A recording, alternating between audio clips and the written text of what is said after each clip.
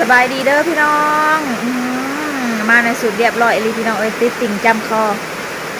ทักทายสบายดีพี่น้องคือเก่าคือเดิมเด้อพี่น้องเข้าสู่สองน้องไม้เด้อ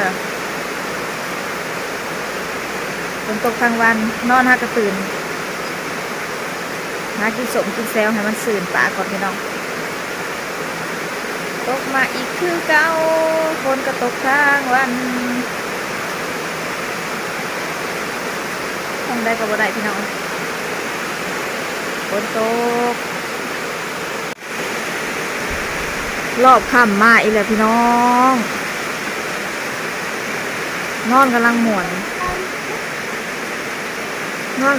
ตกมาอีกแล้วพี่น้องนอนกำลังรับฝนตกมาน้องไม้นอนบ่รับพี่น้องรับกันเป็นหูเมื่อโลดปวดหัวนอนบ่รับ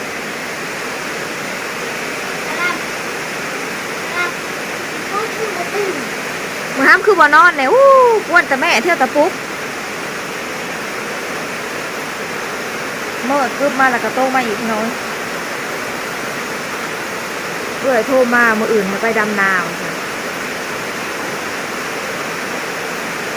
มันสิบนใต้หนาวบ่อนสิไปดำนาแข่งฝนเลยพี่น้อง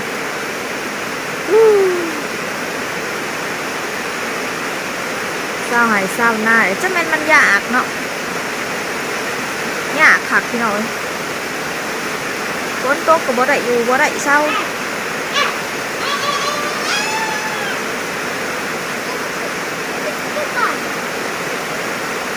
ก็หนาวเลยเป็นตกลิ้นแบบนี้มันสิเป็นตาดำหน้าก็ได้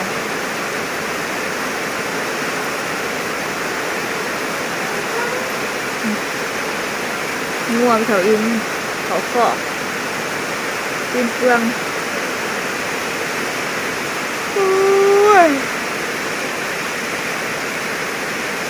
นอนพี่น้อง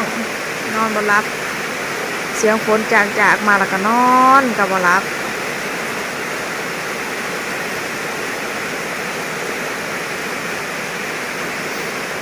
ไปสิได้กับไปบ่ได้คิดงอเพื่อนถ้าเป็นฝนบ่ตกเดี๋ยวโว้ยประเทศออกแบบนี้นี่น้องไม้ไปหาเฮ็ดเบิดมื้อพี่น้องเอ้ยหมักไปบ่ได้อยู่เด้อคันฝนบ่ตกฝนตกซื่อๆนี่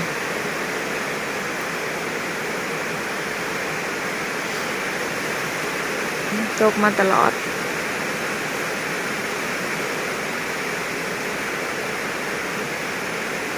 จะไปตลาดก็ไปบ่ได้ฝนตกทางเปื้อนทางกับทางแดงไปกับพอดีละพระขี้ต้มพี่น้องทางแดงเหมือนซะทางประทางเห็ดใหม่ใส่ด้วยโอ้ยมันจังมายมขี้ดินเอานี้ตีนหลดจักอะไรมันไปบ่ได้ผู้เขาเจ้าขี่รถใหญ่แล้วยังคาพี่น้องพากันโยพากันดึงกระถึกขย้อนเฮาสิขี่รถจักไปว่ายังสิไปได้ลมเพียงหนาแข็งเลยโอ้ยยังเด้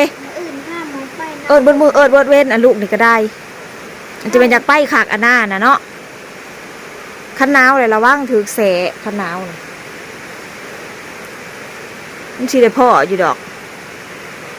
สิได้พ่อหนาวอยู่ดอกสิได้พ่อความหนาวอยู่ดอกสิผ้าไปอยู่ดอกมืออื่นนี่ขันหนาวเลยระวังขันบ่ดำหน้าเลยถือคอดหาวแต่แท้พี่น้องเอ้ยเพิ่นเห็ดบ่ได้นะเพิ่นน้อยเพิ่นเห็ดบ่ได้แต่เพิ่นหาวมันใหญ่มากย่านแต่นอนเพลนกับบ่ตื่นคันใหญ่น้องพอดพี่น้องเอ้ยนี่ซาเพิ่นหาวเพิ่นมาหายเมื่อนานอนกับบ่ได้เป็นนอนเที่ยวแต่ปุ๊บเที่ยวแต่ลูกน้องต้องกินดอกแก้ท้องนะเล่นสองทีคือกันกันหมดกินแล้วขี้แตกโอ้ยน้องนอนแรกแต่กินมะม่วงก่อน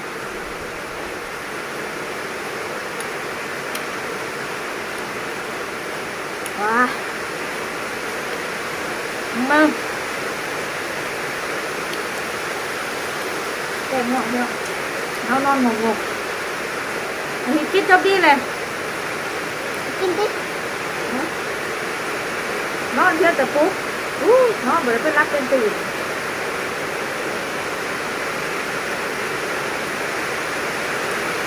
กิน จะนอนอะไรปุ๊บพี่น้องแล้วยิ้มใส่แค่วองนั่นกินจบดี กินมา คนเถิดใหม่อ่ะ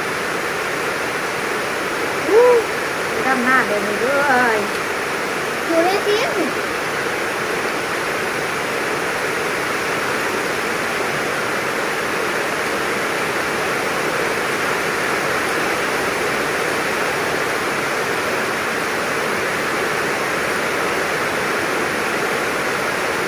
มีชอบมะม่วง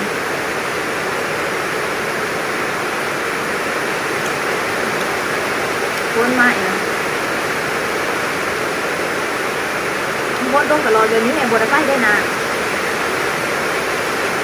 มันตกเหมือนต้นก้อนที่ว่ามาแต่ดูเตียงนู่นดูเตียงแหละ เราต้องสิไป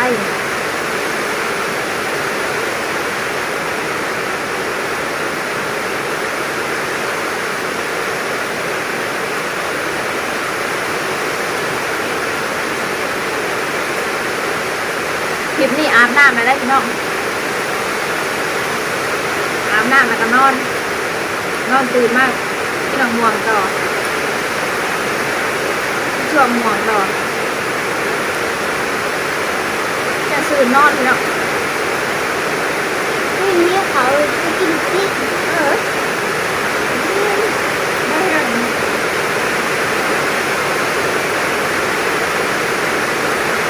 โอมกินอะไรกิน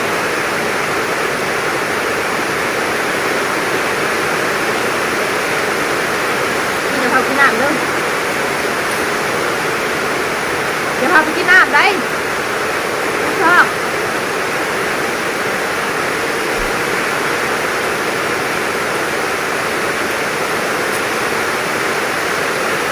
เนี่ยเราบอกว่าเอาไปกินน้ำไม่ยัง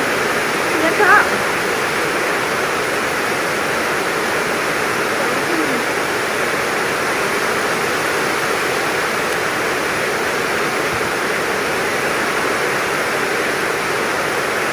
น่ากินน่ะจะชมก็งามนั่นเพี้ยท้องนี่หว่า